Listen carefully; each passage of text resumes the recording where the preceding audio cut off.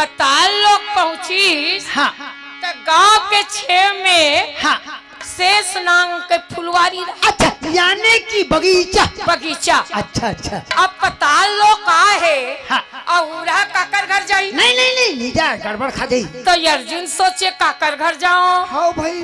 पताल लोक में हाँ। अब बड़े बड़े सांप का। हाँ पताल लोग जे करना हाँ भाई। एक फन लेके हजार हजार फन वाले हमके हवे बड़ा बड़े सांप। हाँ तो कल ढोढ़िया मना की लगते है। फिर पिट्टी का बेतहान। चुप रह। अरे हाँ गजब सांप बड़े बड़े। हाँ भाई। अर्जुन कथे नहीं हाँ शेष नांग के फुलवारी रहा। हाँ। तेम पेड़ के छैया आ वही में रोहा अपन मोटरा चोटराल मरई हाँ कंडील हाँ बान विद्याला हाँ। आ वही कार सूत गई। थके मन खेता हाँ बेचारा दिन भर के रेंगत रहा है।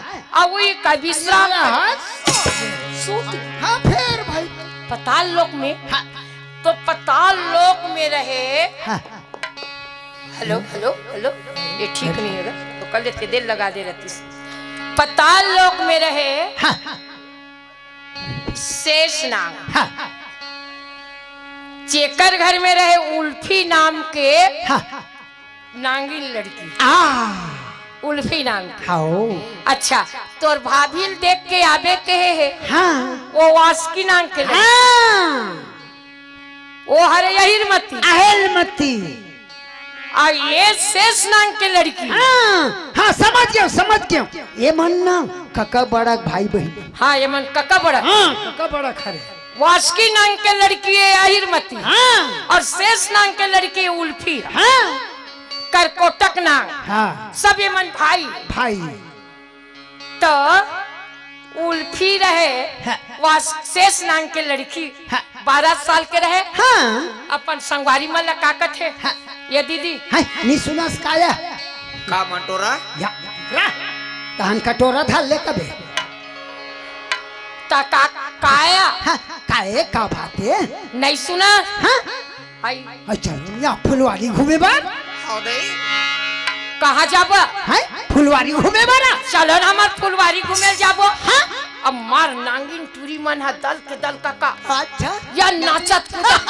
अच्छा को जन भाई हमने देखे हैं फुलवारी भी घूमेला। ये बात फुलवारी घूमेल गिस। हाँ। और माई पीना दौड़त और अर्जुन आ सुते है।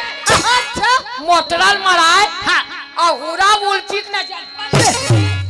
हाय हे रुको रुको रुको। हाथ कौन सुते को जन नहीं दई येगा ओए सावन में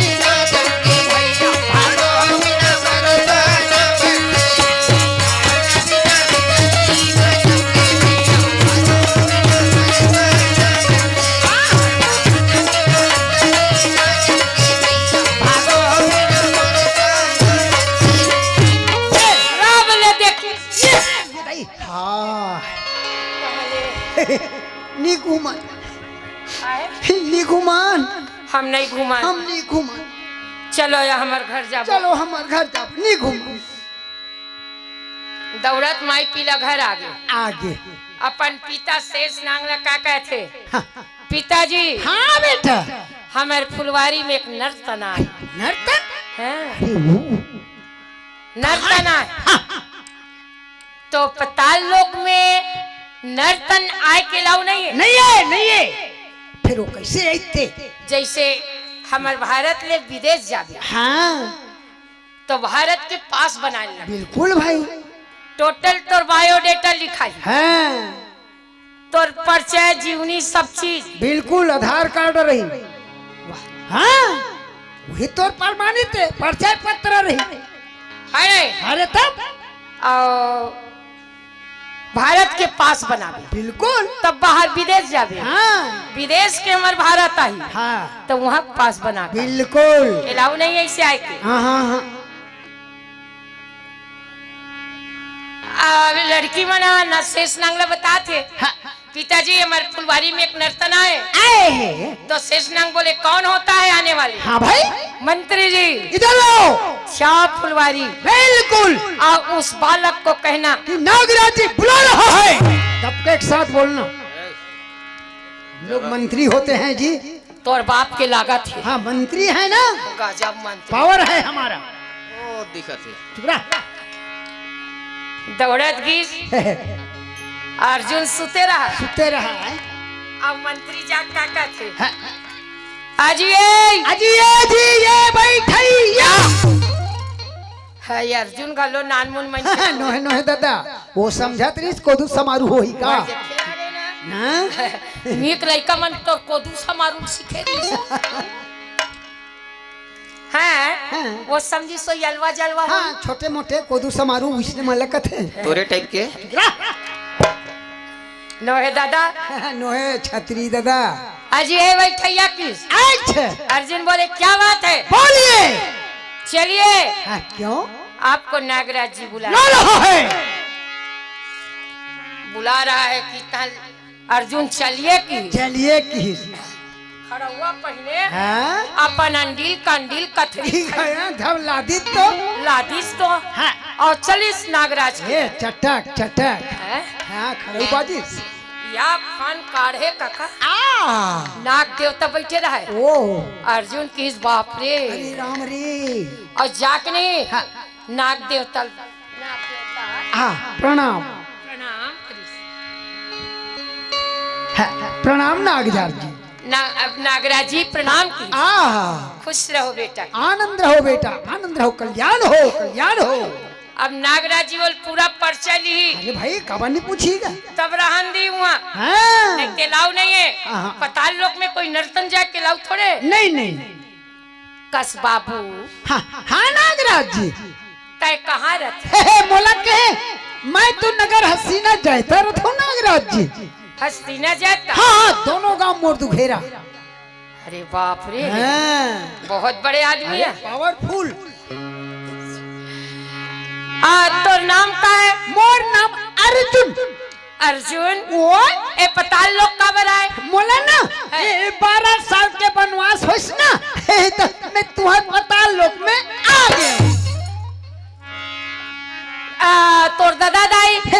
मोर दादा नहीं है दाई हवे। तोर दादा का नाम री? मोर दादा के नाम पांडु, दाई के नाम कुंती। तोर दाई जिया थे? हाँ। और तोर दादा मर गए? हाँ भगवान घर चल दिस। तुमन के भाई होत हो? हमन 5 भाई होथन। 5 भाई पांडव होथन नागराज जी। लेकिन पांडव के नाम में हमन सारी दुनिया जानते। अच्छा तय सबले बड़े हस? नहीं मैं अंतर मंझला। अंतर मंझला। अब सबले नहीं बता रही। हमन 5 भाई पांडव होथन। मैं अंतर मंझलाओ 12 साल के वनवास हो है तब आए हम। मोर बाप मर गए है, मोर माँ जिंदा है। मोर बाप के नाम पांडु, मोर माँ के नाम कुंती। हाँ। सबोल बता रही भाई। नागराज जी नहीं समझी। ए अर्जुन। हाँ। तोर पितल ऊपर वाला ये को दू जनऊ है। अच्छा यानी पुरखा में है ना नागराज जी? है। तो अर्जुन कथे नागराज जी। हाँ। मोर पिताजी नहीं जानो। हाँ। तो कर ऊपर वाले ओला जानतो? कौन कौन बताइए बेटा। गंगा पुत्र भीष्म पितामह। अरे कौन गंगा की बेटा? भीष्म पितामह अष्टबाहु देवता। हाँ हाँ तेरे कहा के भैया ओला कौन नहीं जाने जी? ओला तो सारी दुनिया जानते है बेटा। अरे वो हम अभी आहन ना हाँ। छत्तीसगढ़ ले बस स्टैंड में दोनों जन बैठ के चाय पिए हैं। कतिया डिंडौरी में ना बस स्टैंड में दोनों जन बैठे रहे ना चाय पिए ना। भीष्म पितामह सा। हाँ। तब अर्जुन। हाँ। तब भीष्म पितामह तोर का मोला कहते भैया ओ करा नाती का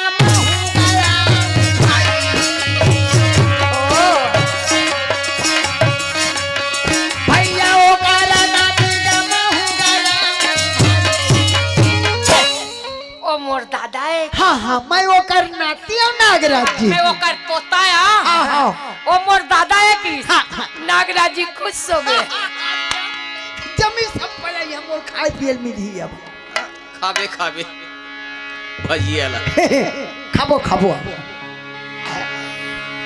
भीषम पितामह के मैं नाती हूँ नागराज जी नाती ओकर पोताया की हाँ हाँ तो नागराज जी कथेवा रहते घर के लइका घरे के लइका बाबू तोर दादा के साथ मोर बहुत पुराना परिचय है। हाँ हाँ आ गायन